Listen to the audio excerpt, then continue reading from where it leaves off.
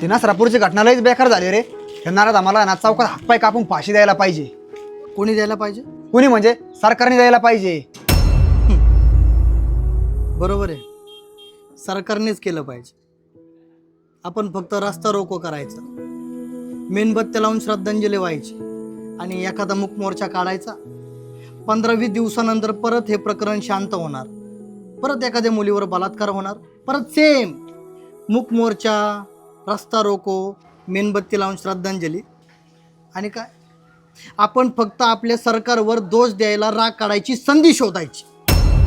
अरे समाज म्हणून आपली काही जबाबदारी आहे का नाही? तो नसरापूरचा हरामखोर राक्षस वृत्तीचा माणूस, अरे त्याच्यावर अगोदर पण बलात्काराचा गुन्हा होता. अरे त्याला पण कुणीतरी वकील मिळाला, कुणीतरी जामीन झालं. समाज म्हणून आपण त्याला चांगली वागणूक दिली म्हणून ते वाचला. एक वेळेस खून करणारा माणूस सुधारेल, पण बलात्कार करणारा नाही.